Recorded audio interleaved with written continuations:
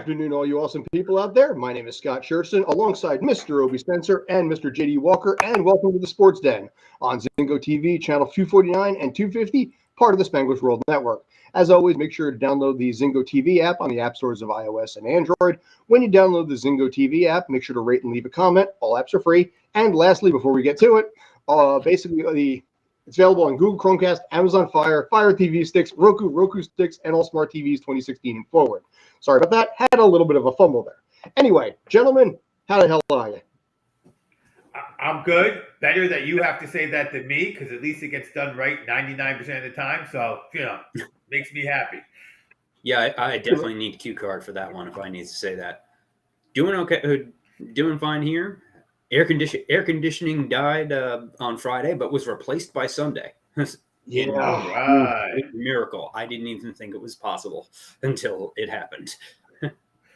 I know. You sent me a message on that. My God, dude. So that's right. All right. So we're going to be covering a bunch of stuff here. We're going to be talking a little bit of Washington Wizards. We're going to be talking a little Formula One, maybe a little boxing if we get into it. We can make fun of, like I said, the Mullen that we were just talking about before we started here. Formula One. We got a whole bunch of stuff. But first, let's kick things off. Mr. Bradley Beal, you, sir, just got paid. JD, let's start it off with you. Talk about this. It's a 5-year deal for $251 million. Beal got paid. For somebody who played 40 games last year. For a franchise that already had the Washington Wizards just got out from the John Wall contract, which basically ruined that franchise. Now they're going to do it all over again for Beal. Yeah. And Beal's a decent player.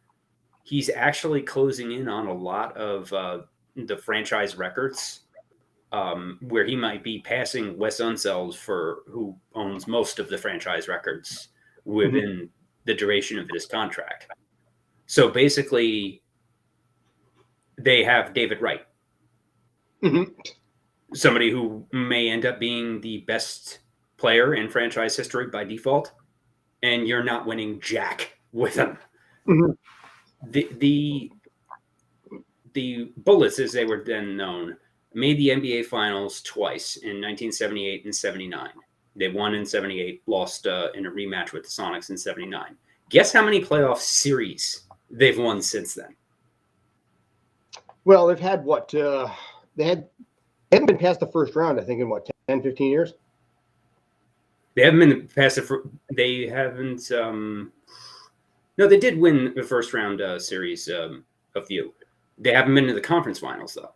They've only actually won a first round series and made it past there 5 times since 1979 NBA Finals. This is a franchise that is an absolute joke and has done nothing. And they give out dumb contracts like this. The franchise is most famous for the time that Michael Jordan bought them to play, so he could play for them, and for an incident with Gilbert Arenas pulling a gun on half the locker room about 10 years or so ago, and for John Wall being injured. That's it. Yeah. I think that this contract is a great example of the fact that of some things we forget, which is that even in professional sports, there are guys who are just doing it because it's what they're good at. They want their money, and winning isn't the thing for them. It's a job, and they're just doing a job. And Bradley Beal's like, I'll take the most money I can get on a team that's not going to win. And I think for the Wizards, they're like, there's nothing we can do right now to build a winner. So let's play Beal a bunch of money. We're not going to pay anybody else anything. With Beal and whoever comes to town, we'll keep the stadium as packed as we need to make a profit. And that's what I think this is. And so, yes, does it make it a horrible franchise? Yes. Do all sports suffer from teams that do this? Absolutely. Is it better for sports than tanking? That's a debate I think that's much more interesting. We're going to build a roster that we know can't win, but it's not going to be completely the worst team because we have a player who's going to by default win us a few games. The player himself is not trying to build a super franchise around himself, because he could have taken less, got a mid-level exception, and gotten somewhere and made a team a contender or to a contender, and made them giving them a real shot. But that's not what he wants, and they seem to be, they could have passed on him. They could have gone to full tank mode, tried to sign, some younger players that gave him. But no, this is just two teams. They're perfect for each other. That's what they are. They're perfect for each other.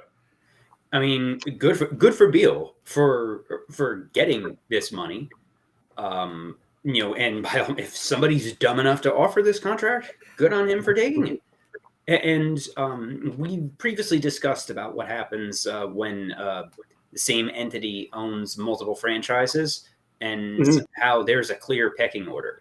It's worth noting that Ted Leonsis owns both the Capitals and the Wizards, both on the ice and the court.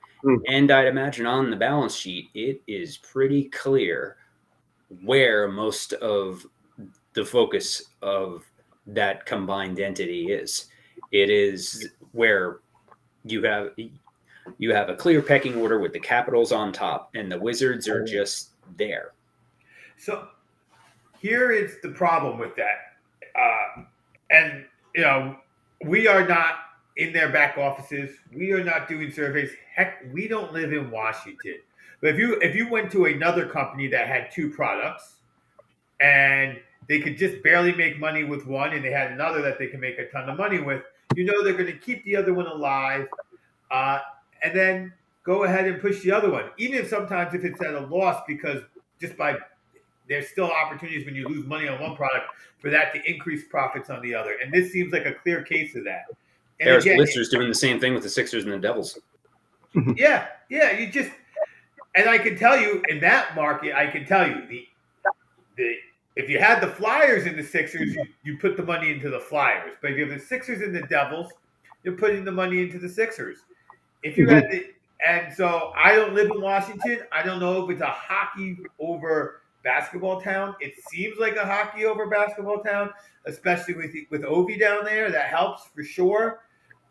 So you just kind of keep this product running at as small loss as possible by pumping a lot of money into Beal, giving just enough interest for the fans to not abandon the team.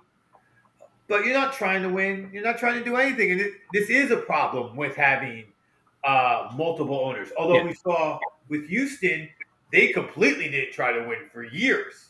Literally tried to make money.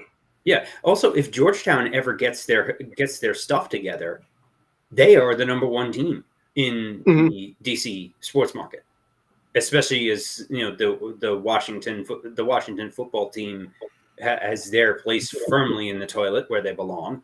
The Nationals are meh, a joke, but they got their World Series and haven't done anything since, and don't appear to be doing anything in the near future. But they got that championship. Same with the Capitals finally getting that Stanley Cup for Ovechkin a few years ago. You have the football team is an absolute disgrace, and Dan Snyder is fast rising up the list of some of the worst humans out there. Let alone owners. Yeah, and then you have Georgetown, which has been a sleeping giant for a long time, and the Wizards, who have always, since the 70s, they've been the definition of meh, where they're just there.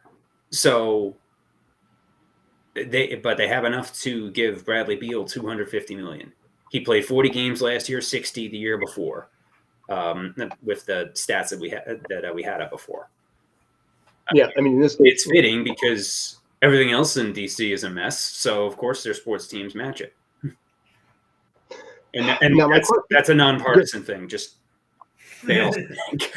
I want to make that clear. Like, it doesn't matter who's in charge; just it's a mess there, and that's all. Now let me toss something out at you. You mentioned, in this case, the Nationals. They did get their World Series, but they've been pretty much garbage since.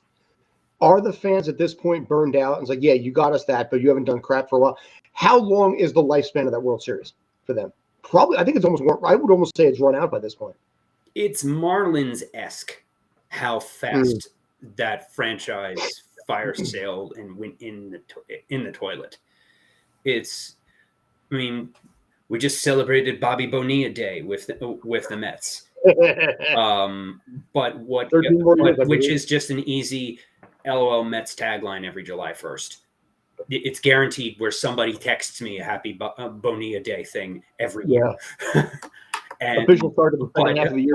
But the reason I bring that up is that about half of the Nationals roster from that World Series team has very large deferred compensation deals. Mm-hmm. Scherzer is on the hook for like 20 million, for something like 15 or 20 million a year in deferred money from that. And on top of the crazy deal we got with the Mets. Yeah. So to answer your question, Scott, I don't think that's a fair question to ask a guy two New York-based sports fans who live in the Philadelphia area and a third New York-based sports fan. Every team in every city has different cachet.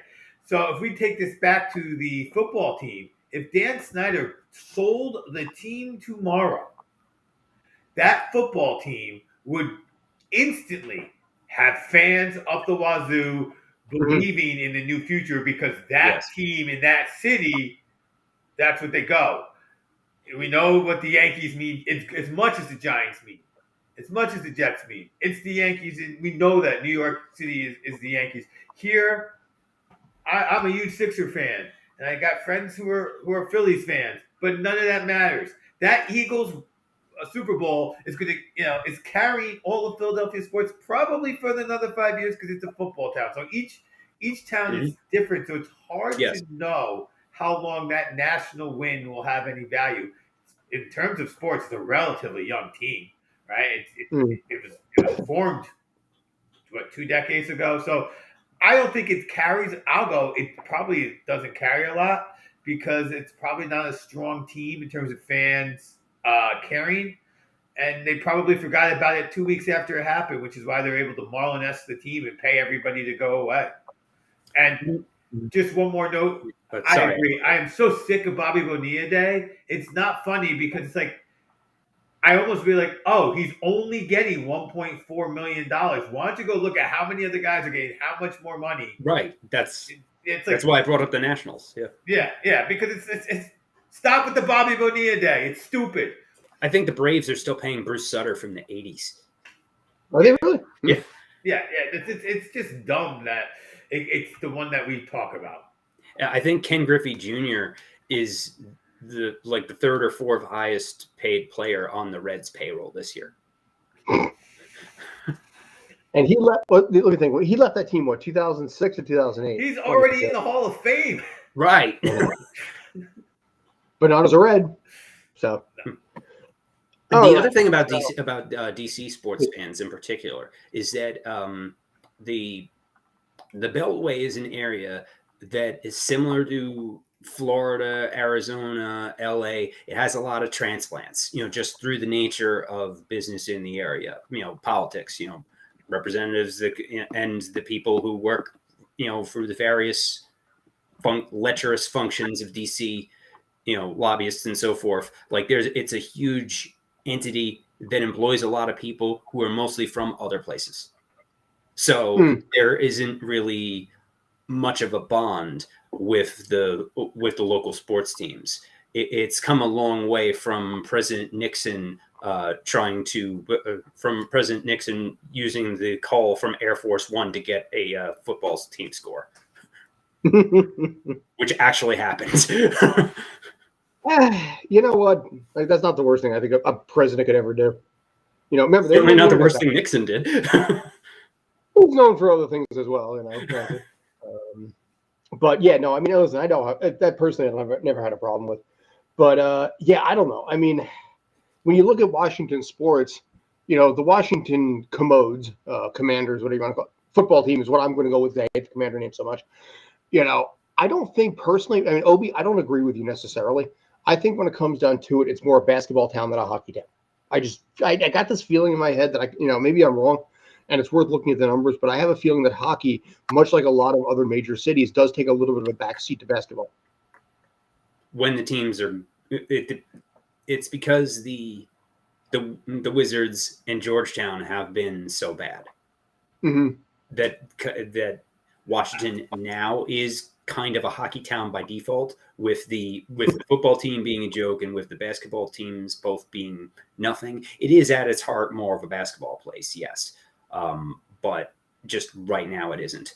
The Capitals are the only team there that is even a playoff team right now.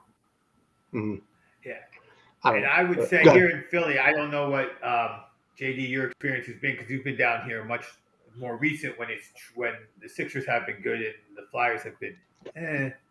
My experience over 20-ish years has been that Philadelphia is a hockey town, and if both teams were equally as good, the ratings would go to the Flyers. That's just my, I don't know any other city, but I do know here in Philly, it's always felt like it's football, baseball, hockey, and then the Sixers. Same. New York is more of a baseball town, but Philly is more, and football is just kind of something to do during the fall and the winter. And the Knicks have been so irrelevant for so long that with basketball and hockey, they barely exist until they go deep in the playoffs. In Philly, it's all Eagles all the time. Flyers are a diversion during the winter. If a team is bad in Philly for an extended period of time, it's like they don't exist. The Sixers didn't exist until recently. The Phillies essentially don't exist right now. Despite having won a World Series within the past 15 years. You're right. It's, listen to WIP or any of the Philly sports talk stations. 80% of the time, even in the off season, they're talking about the Eagles. Now, here's my question on this. Speaking of football, the Philadelphia Stars of the USFL went to the championship and came within a few minutes of actually winning that championship. Now, notwithstanding the fact that the Philadelphia Stars have been a thorn in my side since the 80s this way, because they always beat my Generals, and they did again this time around. Does anyone in Philadelphia care? I mean, your team went to the championship and came close to winning it. I'll put it this way. My partner's dad, who watched all the Stars regular season games, when he was over here yesterday for my birthday, he said, I asked if he had watched the Stars and Birmingham championship, and he forgot it was on. That's what I wondered. Okay. Now, he watched most of the Stars regular season games, and he actually worked he worked Stars games as security and I think concessions during the original iteration in the 80s. So this is about he's basically the Philadelphia Stars version of you, just a little older, obviously. But even he didn't watch that game. Is my point. I haven't looked at the ratings, and frankly, I don't care. But I admit this is something for the USFL that they need to not have the championship on July 4th weekend at the very least in future years. I will add this sort of phenomena. When it was the Philadelphia Soul winning the Arena League, that generated a little bit of buzz.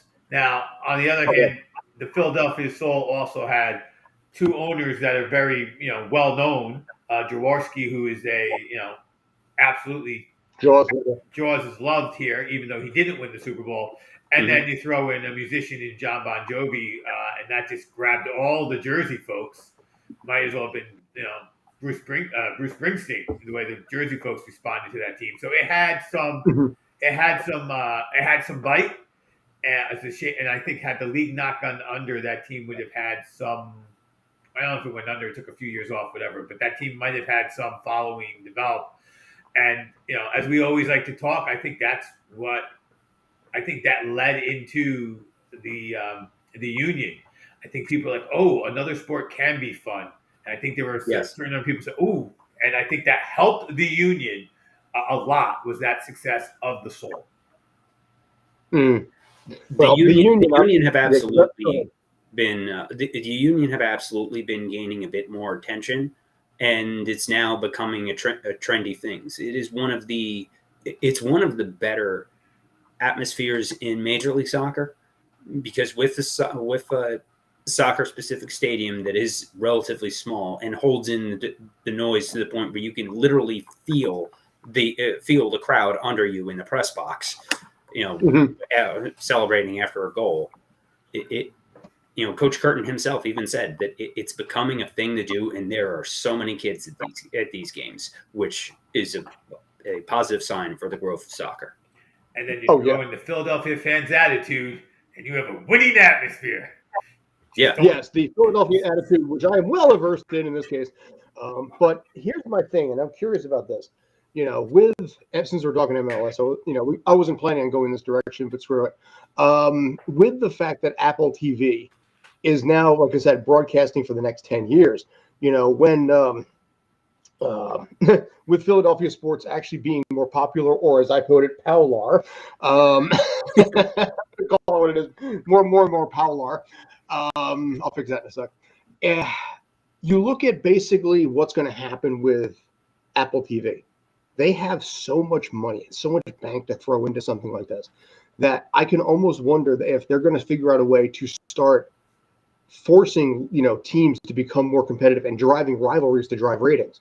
If you talk about the, out west, you got the Galaxy and the FC. You here in New York, you got NYCFC, Red Bulls, and also, the Philadelphia Union. They have a potential to drive something here. And I think when it comes to NYCFC games at home in a very arguably quiet Yankee Stadium, because it houses 47, almost 48,000, I almost wonder if they're going to try and push the Yankees to sell that team. In which case, suddenly the Mets come in, Steve Cohen comes in, and they start to basically figure out a new way to get a stadium. And then NYCFC has that stadium it's been looking for. And as a result, Apple TV makes more money. I think that's definitely on the table. I read an article, I think I showed it to you, Scott, mentioning about how the WUSA in their collective bargaining agreement had specific stipulations on field requirements, and it said nothing shared with baseball stadiums. If the WUSA can have a stipulation like that, I'd imagine a similar stipulation will be coming from the MLS Players Union in the near future. And at that point, then NYCFC need to figure something out, whether it's through the Yankees, whether Cohen buys them, where they need to find somewhere to play. And as a defending league champion, it's an absolute disgrace that they don't have that. But they do have a following that is comparatively small compared to other teams in the league. I'm not even just talking about Philly. I'm talking about Atlanta, Seattle, who fill up football stadiums, with 60,000 people at every game. Now, here's what I'm going to say this, and I'll be blasphemous. As much as I think the Yankees being good is incredibly important to Major League Baseball, I don't think New York being good, be it the Red Bills or NYFC, is important to soccer if they can figure out how to market themselves as a national sport like football does. If you can get over that, even basketball, the fact that the Knicks have been irrelevant for 20 years does not affect basketball for a second. Their teams, give me a good Celtic team every now and again. Give me a good Lakers team every now and again, and the sport thrives. So you just have to find some teams to establish as really good teams again and again. You got to get 2 or 3 teams that can begin to dominate the sport and then go from there. Look, I don't think it's a coincidence that women's basketball is more watched at the college level than the pro level because they had that dominance of Connecticut. And you're like, you can hate them all you want, but you want to watch and see. And I think the same thing with softball over the last couple of years. Everybody who's at our level of sports, which is admittedly high, we know about Oklahoma softball, which means we're telling our friends whose daughter plays softball, oh my goodness, oh yeah, by the way, University of Oklahoma has an incredible softball team again and again. And that's just one more person who goes, ooh, college softball's a thing, and maybe watches because that's what their kid does. And I think that what is more important isn't building up the New York team, but building up one or two teams, finding a way to get one or two teams to be dominant and make people go, they're going for their third title in a row. They're going for their third title in 5 years. What's happening over there? That makes it interesting. There's a fine line between that and having it to a point where it's so one-sided that people tune out. So you do need to find a happy medium with that. Like in the WNBA, the Minnesota Lynx won, I think, 3 titles in 5 years, 4 and 6 years, something to that effect. Barely moved the needle. Part of that, I believe, is the continued negligence by the sports media at large of not giving women's sports their due. Which is why we at here try to we're having this conversation. A lot of other networks don't even mention it. That's a big difference with us. Agreed. And soccer. Sorry, Scott. No, it's okay. And soccer faces that too, right? I mean, it faces the uphill battle of, and that's what we wanted. The downsides we talked about with it being on Apple TV. If it's on Apple TV, will the 4-letter network even mention it? Because it could hurt them. But that's where Apple has to, don't be surprised when you see an extra AirPod video commercial during ESPN Sports Center, and then all of a sudden soccer is mentioned. That's where Apple has its money and will probably be best served. Put it in the B block of Sports Center. Here's an extra 5 commercials, ABC, over all of your, that's where they can really spend the money and kind of drive interest. Which is interesting because if you go on Hulu, which is owned by Disney, / ESPN, all them, if you go on Hulu right now, the amount of content that is not what we call A-list sports, women's lacrosse, college lacrosse, cricket from around the world, the amount of opportunity to see stuff outside of the top 5 sports is such a nice touch on there. I was somewhere, I guess like a week and a half ago, whatever it was, and I was sitting there and I was watching a cricket match between Sri Lanka and Bangladesh. And it was a 6-hour, 7-hour match, and it didn't matter if I walked away from it for an hour and came back. I knew it was going to run until 6 o'clock, but it was an enjoyable experience to sit there and just watch cricket. And I think what's happening now is you're being exposed to more things outside of what is normally, given to you to be exposed to. And when it comes to things like SportsCenter and whatnot, they are obviously going to go with baseball and football and things like that first. But they are watching the numbers from Hulu. They are watching the numbers from Apple and all of this kind of stuff to YouTube. I mean, the algorithm for all of these guys, catch everything. And that algorithm is showing if there's an increase on whether or not, women's sports are increasing or the second-tier sports are increasing. I think when it comes to, like I said, the opportunities that are there, and I think a great example, JD just put it in the, I'm going to turn it over to him in a sec. I mean, you look at March Madness, the passion, the excitement, and just the enthusiasm for March Madness on both sides of the gender fence. It doesn't matter, men's, women's, doesn't matter. The energy that comes from a one and done when it comes to college basketball, that's huge. Yeah, and there's nothing like the NCAA tournament, men's and women's. And the women's game has grown to a point where it's not just the same few teams. I mean, yes, you have the South Carolinas and the UConns of the world at the top more often than not, but the early round games are actually more interesting. You have teams like Villanova going on a run. Creighton made the Elite Eight. Seton Hall made the women's NIT final. You had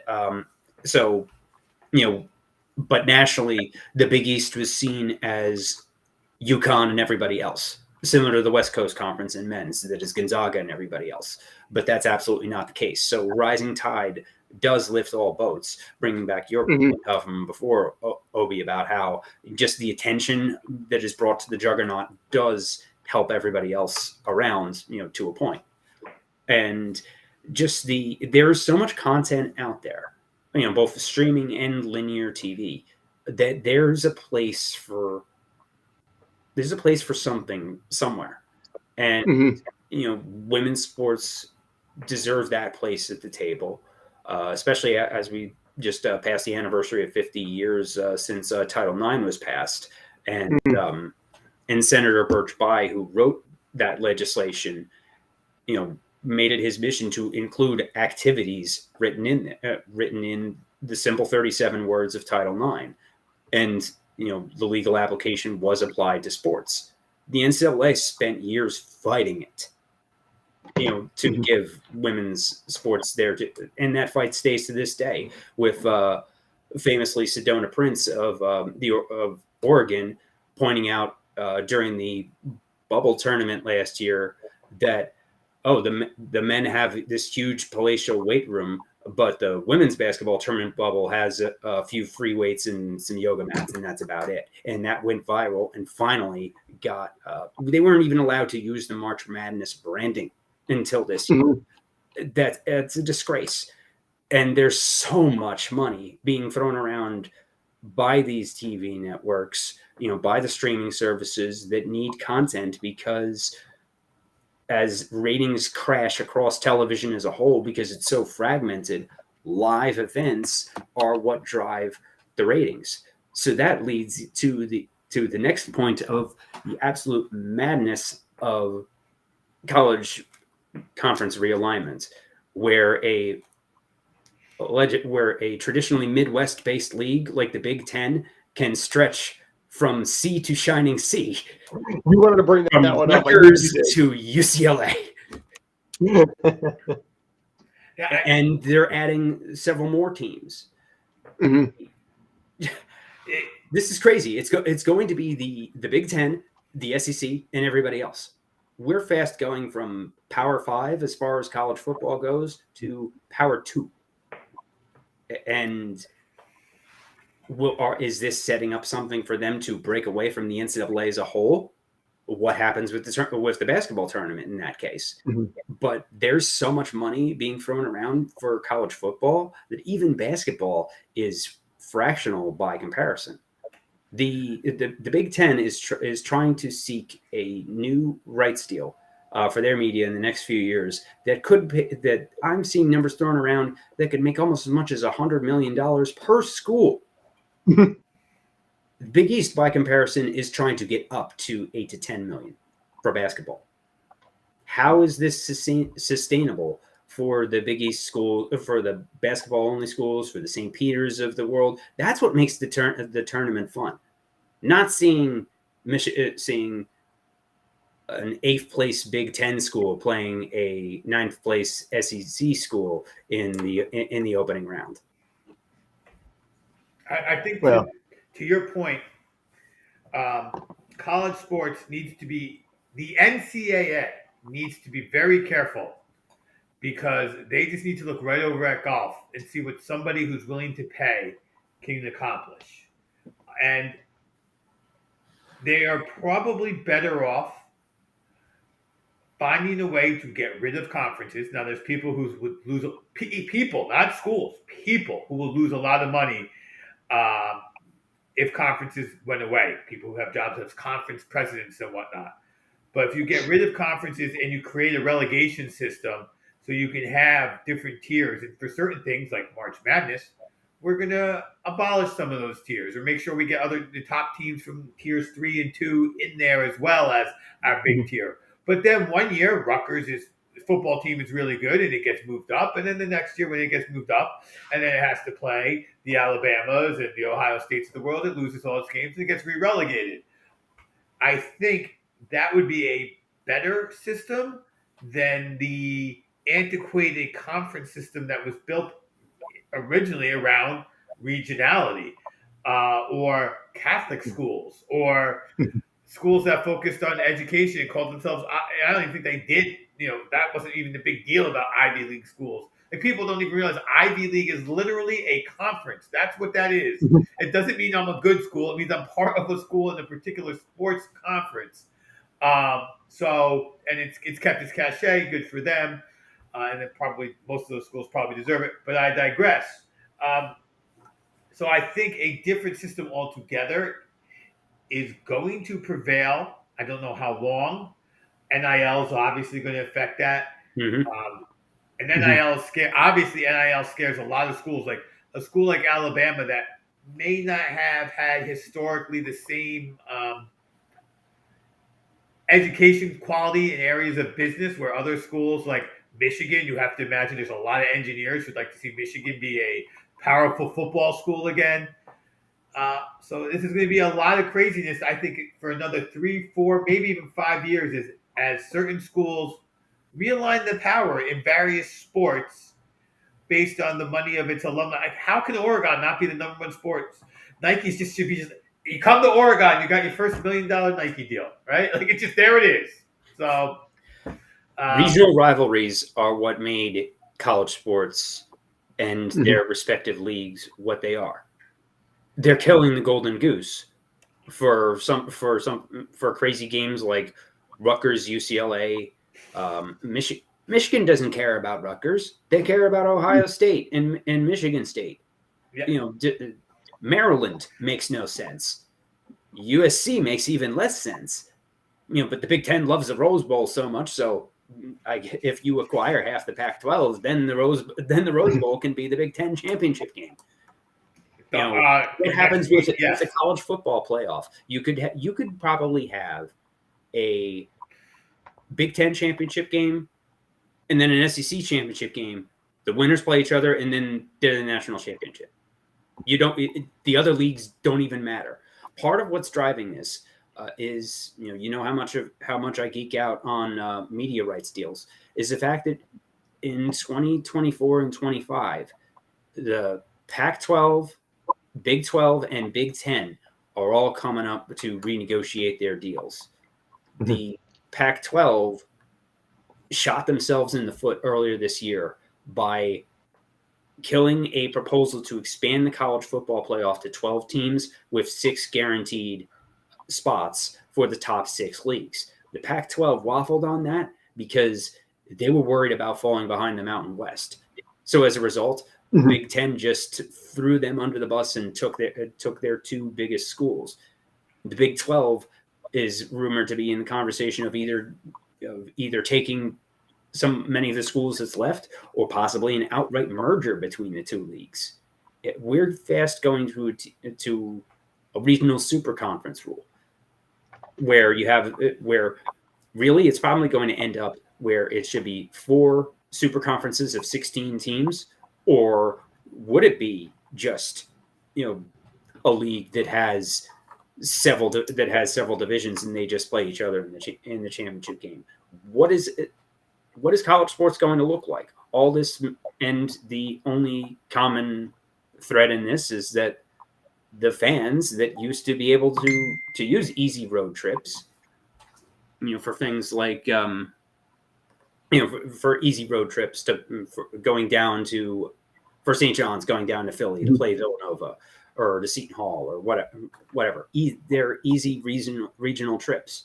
But now when you have to fly halfway around the country, and the lesser sports also get caught up in this, where now the softball team has to fly across the country in the middle of a week and is spending more time on the road than in classes. So I never want to hear any kind of waxing poetic about education or the mythical student athlete from anybody at NCAA ever again, especially after a 9-0 Supreme Court ruling last year that paved the way for the name, image, and likeness open season, due to the NCAA thinking that, this will just go away, and it just didn't. And they were smacked down 9-0 by Scotia. And Brett Kavanaugh's opinion basically said, if you try this again, I look forward to shredding you again, and it might effectively end the NCAA as a whole. So what is going to come out of all this, since the NCAA is a feckless organization that has really no power to regulate any of these schools? Nice. All right. Actually, we got about 15 minutes left. Obi, I know you wanted to talk about this, so I was trying to segue it into that kind of direction a little bit. We're going to talk a little bit. How's that about you? Good old Wout van Aert had a big day today. The Belgian day. As a matter of fact, beginning of the tour has been quite exciting. Wout van Aert has come in second in every stage until today. So I don't know what to talk about first, but I wanted to name some folks for Go for it, people who whatever are makes you watching, happy. some American names to note because Mhm. America is gonna have some excitement this year. Most people think of the Tour de France as an individual sport, but it is bizarrely a team sport. And we have two Americans who are going to be big team players, and I'm very excited about them. One is Supkus out of Durango, Colorado. He is going to be leading his team captain, the Slovenian Primoz Roglic, over the mountains. And so, if you watch a stage in the next couple of days, and at the end of the mountains, you will see an American probably leading the race for a little bit, Hmm. and then at the very top of the mountain, looking like he's run out of steam as the race leaders go past him. That's on purpose. Congratulations to him. The other American to know is McNulty. He will be leading the other Slovenian, Tadej Pogacar of the United Arab Emirates team. And he will be doing the same thing. So those are the two Americans that we get to watch. For those who are old enough to remember George Hancappy, they kind of had the same role he did. They are going to just be dragging these people over hills until the best riders with their legs left are there. And then the man that we saw earlier, not an American, Wout Van Aert, who is currently leading the race overall and also leading the points, and won today in an unbelievably exciting stage, will probably win what's called the green jersey. That is a points. That's who wins, who comes the highest place in the most, the highest finishes in the most days is essentially how it works. And he is not a great mountain climber. He's a very good mountain climber.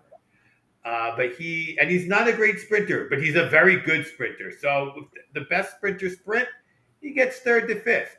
And when there's moderate mountains, he can even win like he did today. When there's big mountains, he can come in 20th and get a point there. So he's probably the best rider in the world right now, all around. And today's stage was just proved it. His team had a less than a half a mile hill at 7%. That's probably a hilly driveway to a lot of us. And over that, they gained 20. They gained 12 seconds up that hill. Him and his team. At the very top of the hill, he was the last man standing. He took off and rode for 10 kilometers on his own with about 30 people chasing him, which is kind of like the rabbit being chased by the dogs in dog racing. And he held off everybody, flapped his wings when he got in. He's personally sponsored by Red Bull and probably made more money in his post-race conference than he does for everything else. When wearing the yellow jersey, he said, "This jersey gives me wings." I'm sure that was more profitable than anything else. So that's my rant. Nice.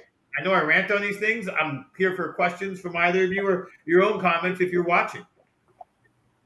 You know, I mean, obviously, like I said, Tour de France has been your bag, big time. I'm sorry I couldn't get you in there. I'm going to work on that for next year, though. If you're able to go over there to actually see it firsthand, I'll see what I can do to make that happen. Might need a couple of articles, but you know what? I think it's good to plan for the future here. Yes, we got practice coming. Gotta have goals. Exactly. Hell's yeah, dude. Hell's yeah. So in this case, right now, I mean, Tour de France itself is even starting to get a little more popularity here. You know, I mean, one thing we didn't even touch on today, and we might not, is Wimbledon is getting notoriety and respect over here as well. I popped on Hulu real quick, and 2 Wimbledon matches were front and center in the sports section. But with regards to Tour de France, I mean, you're seeing an increased popularity in there worldwide, I think. And when you have somebody like Wout, who is setting the table and setting the standards as far as right now, which you referred to as, the yellow jersey being wings, and I can kind of see it that way, because once you actually have it, you sure as hell don't want to lose that. It's an embarrassment and a shame to you, and your team to have to give that up. Yeah, well, Wout has a very interesting scenario here where, yes, it's an interesting race because once you have it, you do everything you can to keep it, even if you are like me. Like if somehow I won the stage because everybody else fell, my team and me would do everything like I have a chance to hold it for the next 19 days. The interesting thing here about Wout is that one of the 2 favorites to actually win the race is his teammate. So How the team will ride in the future, I suspect will be for Primos to win the race. But over tomorrow, over the cobblestones, it will be very interesting to see from a viewer's perspective how much they work to keep Wout in the jersey or protect Primos, because cobbles can be very dangerous on a bike, as you can imagine, especially if there's any moisture. More than one Tour de France favorite or leader has gone out when they have a cobblestone stage. Any predictions on who's going to take it? I just look at how good Wout's Jumbo Visma team is, and how well Primoz Roglic has been riding this year, and I think he's going to beat his young countryman Tadej Pogacar overall this year. But I think my soundest thing will be that Wout is going to win the green jersey, less touted jersey, but race fans know it, and I think that he has proven that he's a faster rider than Peter Sagan, and Peter Sagan is the guy who kind of developed the formula for winning this particular jersey without just being the best pure sprinter. So that is my solid. If I bet money I care about that Wout would win the green jersey, and I'd bet a nickel or dime that Primoz will take out Tadej Pogacar this year and break his streak of 2 victories in a row. Nice. All right, so. JD, anything else on that before we go on to final topic, which I want to bring up, which we got about 7 minutes left on? The green jersey was for time trials, you said? Green jersey is points. So in the middle of the race, there's a spot. The first person to pass that gets middle of the stage. The first person to get it gets 20, and it goes down to 1. And then on what's called a sprint stage, a stage without a lot of hills, whoever crosses first gets 50, and the guy who crosses 20th gets 1 point. And they divide it down, so it works out. The higher you are, the more points you get. And then on the hill stage, the winner only gets 20 because he's not really the best sprinter, so it's considered the best sprinter. But because they have that middle section and there's breakaways, and then on a stage like today where there's not really hilly, like a hilly, the hilly riders of the tour would not consider it a hilly ride, but a sprinter might just miss it. This is where somebody like Peter Sagan and Wout van Aert can go ahead and really make their bones. So it's kind of like a like NASCAR F1 point system, as far as depending on how you do in an individual stage, you get more points. Correct. Even if you're not the overall leader in the race overall, it's still possible. Right, okay. Because the race overall is time. So on the big hilly stage, you can gain 15, 20 minutes. Wout van Aert crushed the competition today and won by 10 seconds, right? So on a flat stage, 10 seconds is a huge win. On a hilly stage, minutes to half an hour between the first guy and the guy in last. That's why they're different scoring systems. Nice. All right, so basically we'll come back to that and revisit as we get closer and find out how, basically, Evobi, if your predictions are right, if you're right on that, we'll give full accolades on that. If you're wrong on that, we won't say a thing, so we can say, help you save face there, Sounds good to me. Sounds great to me. I like that. No egg on the face. Exactly. Basically, you do nothing wrong or you do everything right. How's about that? I think that works. All right, so we got about 5 minutes left, so I got one last thing that I want to talk about real quick here. We're basically visiting New Jersey, basically the home of so many things at this point. Our malls especially are known for such things as, restaurants, eateries, rides. They got all these kind of things in here. And then apparently places. And apparently also boxing as well, because the American Dream Mall, which has been kind of a laughingstock in this area since pretty much they started plans on this thing way back in 2001, is turning its ice skating rink into an actual boxing arena. In this case, it's kind of a big deal around here because New Jersey in general doesn't have boxing much. JD, Rich Mancuso, who you met at NYCFC, he is actually one of the senior play-by-play guys for this, which is interesting to me. Oh, okay. But one of the local fighters in this area, Julian Hammerhands Rodriguez, which I love that Hammerhands name, 21-1, 14 KOs. He is headlining this match on July 29th. And it's weird because, the second largest mall in the United States, which has not done well, is now apparently might have new life in boxing. And I got to tell you, I'm a little surprised, but maybe at the same time, I'm not. Go ahead, Obi. It's a big venue that not a lot of people that's not busy. So I guess it makes sense. Now, is this a permanent changing the ice skating rink, or are we saying, hey, this is an opportunity to lay down a boxing ring? And I don't know. I would suspect they might, if it was me, I'm just thinking out loud, they might try to push for more boxing here, because obviously you spent the money to have to renovate an ice skating rink and turn it into a boxing arena. So that kind of money would not, to me, be a one-time only event.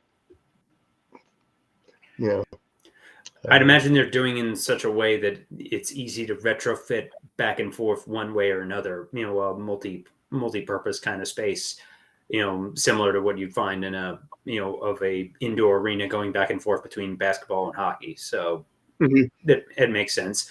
It's just a little bit higher stakes than shutting off the fountain and drying everything off and putting down things for a DDR tournament, which I have friends who did that and competed in a tournament in a mall that was in the fountain. This was years ago, but and way fewer people. But that's what I'm picturing in my head, where you're just dropping a boxing rink in the middle of the mall just to try and get a few extra people, which reeks of desperation from just how much of a farce this particular mall project has been for decades. As you said, I think 3 developers went bankrupt during the course of this. My college graduation at what was then called Continental Airlines Arena. And it was while when they did get some traction and actually did start building. So most of my graduation pictures, you just see half finished steel beams behind it, because of needing to take the pictures with it was hard with everybody trying to find the right camera angles that didn't have this stupid construction site in the background. No love lost for that place from my end. I've been rooting for its failure for years. Well, it's in a weird place. I mean, this is something we can delve into maybe if we get closer, if we have more time. Open up something possibly where if we open up like a ranting session about New Jersey malls at some point too. But yeah, this is interesting to me because this was something that our colleague Ernesto Diaz brought up to my attention, and maybe it's a sign of things to come. Maybe American Dream Mall can get something out of this. Tickets are minimum of $100 up to $300 each, and with the $300 tickets, you have to get a block of 10, so it's $3,000 for 10 people. To see a guy I've never heard of box in an arena that I have no idea if it's going to be any good. It seems to me that this place's entire lifespan has been about trying to get way too much money too soon. Like I'm never one of those guys who go, "Oh, I'm not going to that add-on is just a cash grab." Of course, it's a cash grab. They're building a product and trying to sell you something. This is not selling something I want to buy with my hard-earned money. Tickets to a boxing match against guys I never heard of in a mall I don't want to go to in New Jersey. That's what it is to me. No offense to these guys. I mean, 25-1. This is a guy who's probably done with tomato cans and ready to try to make his way. So I wish Hammerhands the best. Go Jersey. I'm all for that. Maybe I don't know. Is that the same price for an Atlantic City fight against two guys? I don't know. I don't know. I don't know what the price of a fight is. It just seems like a lot for that type of entertainment with guys I don't know. That's all. I can go to any other mall on a Friday night and watch teenagers fight for free. So why would I spend that much money to see this? We got to wrap this up. I would love to be able to revisit this at some point because I think it's going to be great for clarity. But also at the same time, it brings to me a little degree of intrigue because I'm curious to see what they're going to do with it. I don't know. But anyway, we got to wrap this up. I'm Scott. That's Obi. That's Mr. J.D. Walker. Thanks to Eduardo. Thanks to Spanglish World Network for hosting. Thank you, Zingo, as well. You guys rock. 7 p.m., we have Tales from the Film Set. Me, Ryan, and Davion previewing Thor Love and Thunder. Will it be a Marvel or a Thunder blunder?